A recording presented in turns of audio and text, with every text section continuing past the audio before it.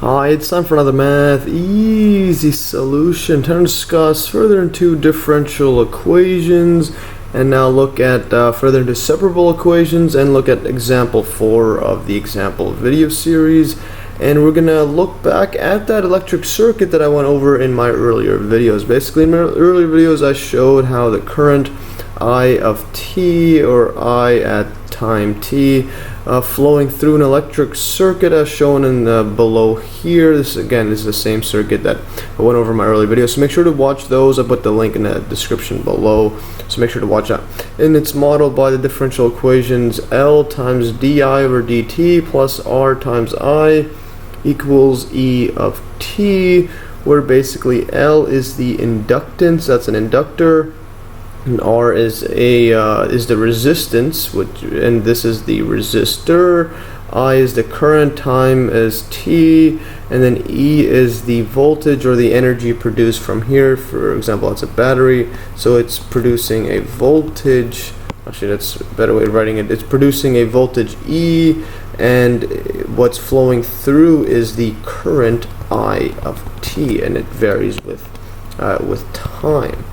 And now before I get to further in this, make sure to watch my earlier videos if you haven't already to get a refresher on electric circuit, as well as I go over some definitions such as resistance, inductance, current, etc. And here is a switch actually. Yeah, so I'll just write that down. This is a switch, so when it's closed, that connects this full circuit, so then the current keeps going, and when it's open, that's turned off and there's no current flowing. So it states right here the example or the question: find an expression for the current in a circuit where the resistance is 12 ohms. That's the omega symbol for resistance. The inductance is 4H or henries.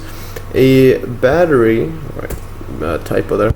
A battery gives a constant voltage of 60 volts and the switch is turned on when t equals to 0. Or in other words, right when you turn it on, find, that's basically, it says find the expression for the current, or in other words, solve for I of t. So this one, it basically wants us to get I of t see if we can solve this explicitly.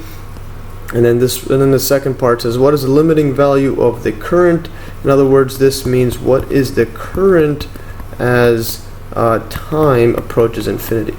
So if you turn it on and then you just wait forever, what is the current approaching? Yeah, because initially when the switch is open, time is 0, you have the current is 0, so I of 0 is equal to 0. There's no current. Then when you turn it on, and then that's when stuff starts to happen. Yeah, so now let's go ahead and start by solving this example, and let's write down what we know first. So we know that the resistance R is 12 ohms. That's the omega symbol for ohms.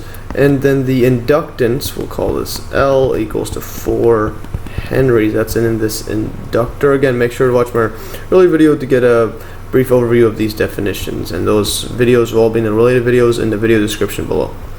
And now the battery gives a constant voltage of 60 volts, so if it's constant, so E of t, the energy produced from the battery is just, well, 60 volts. So that's 60 volts, and the switch is turned on when t is 0.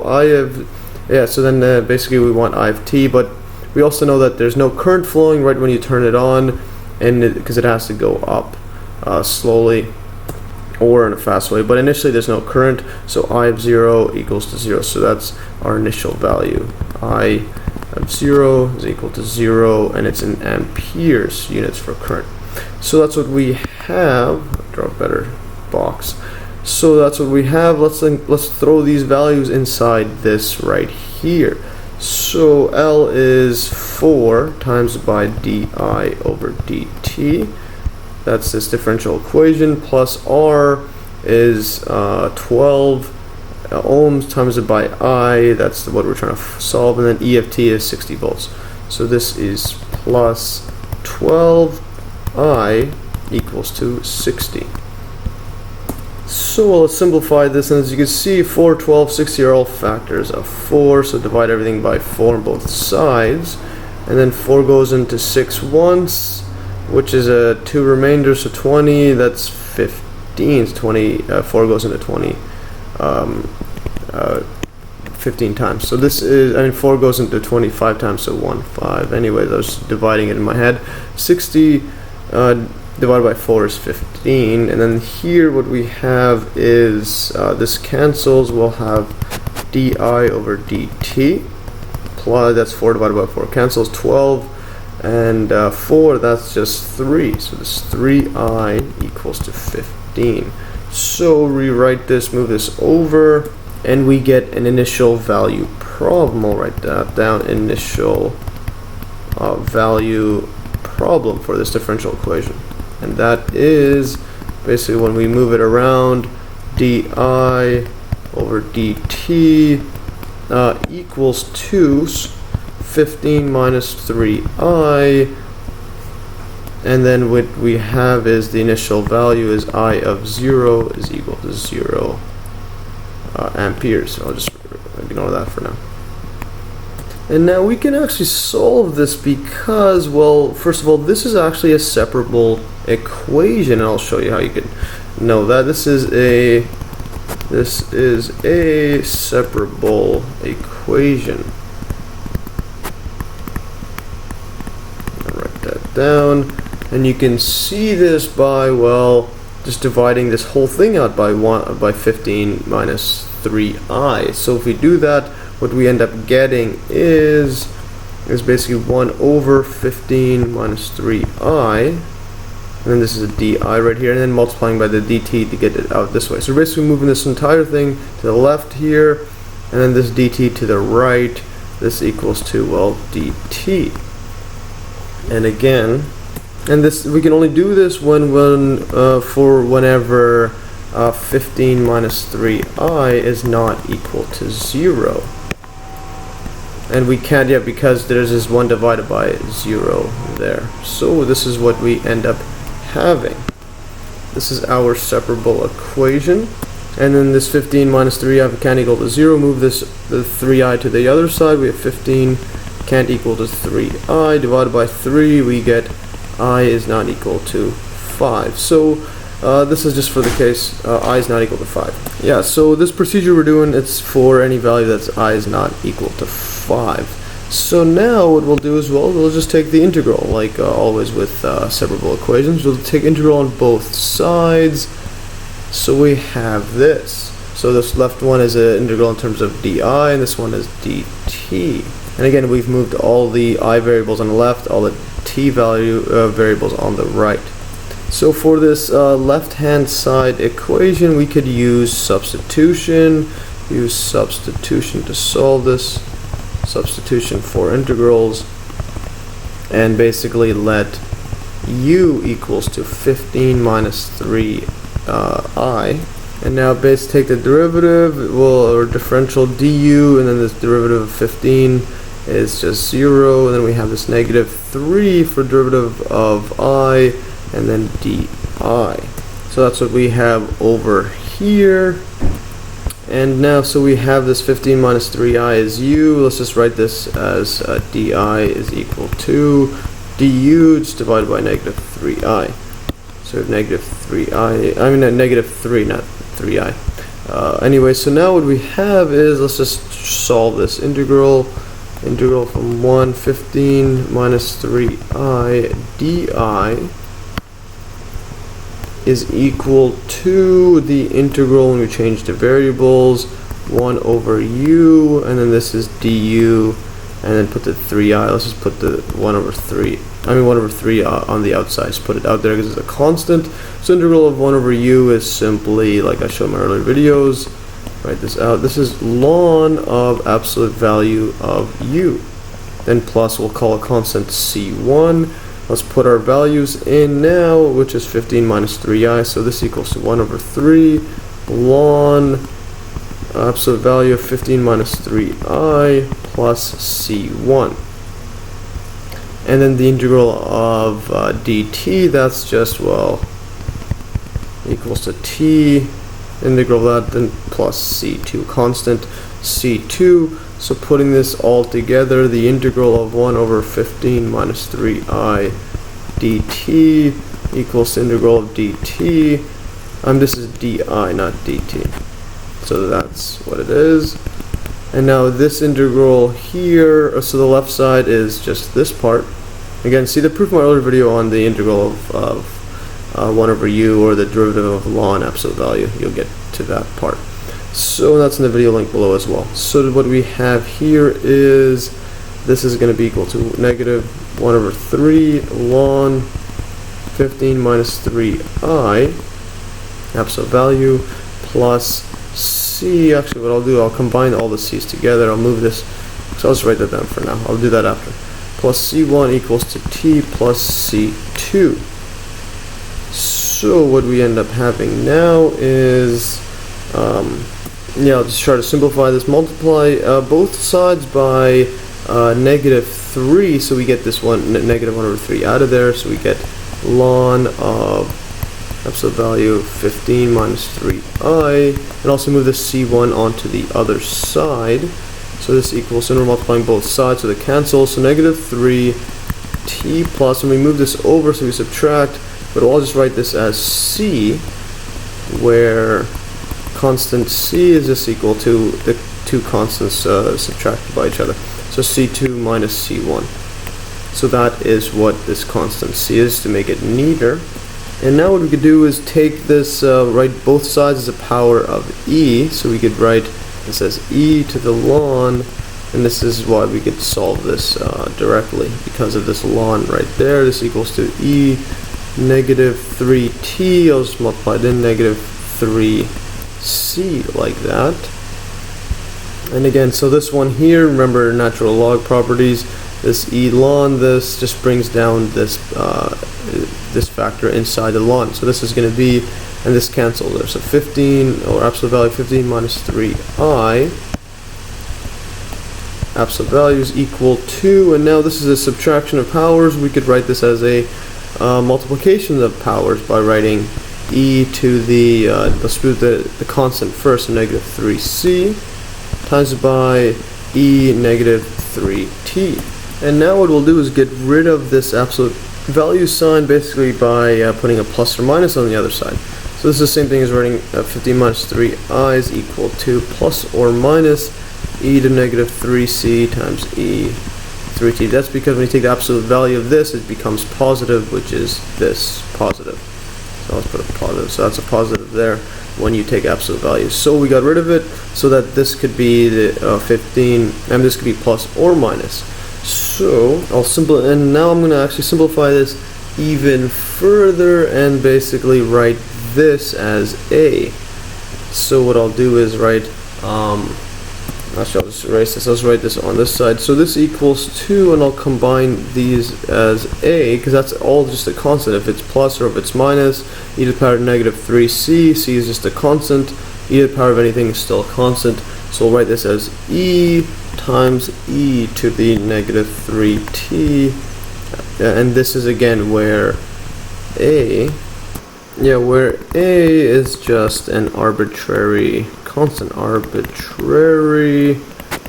constant, and again it can equal plus or minus plus e to the negative 3c, or equals to minus e to the negative 3c. And again, these are just still constants, so we'll just group them all into one giant constant a, so just easier to evaluate this.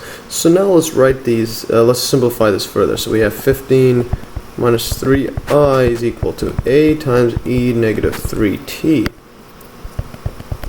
So let's just move this around now, and also divide by negative 3 on all sides.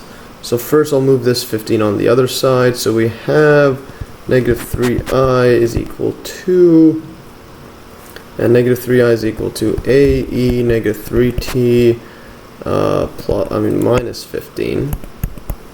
Let's divide by negative 3 and divide by negative 3 on both sides. So this one, what we'll end up having is this equals to I equals 2, so this is 1 divided by negative 3 here, and this one's going to be, well, plus 5. 5, because negative 15 divided by negative 3, the negatives cancel, and 15 divided by 3 is 5. And we'll move that in front because it's positive. So this equals to 5 minus a e negative 3t, and I'll divide this by 3.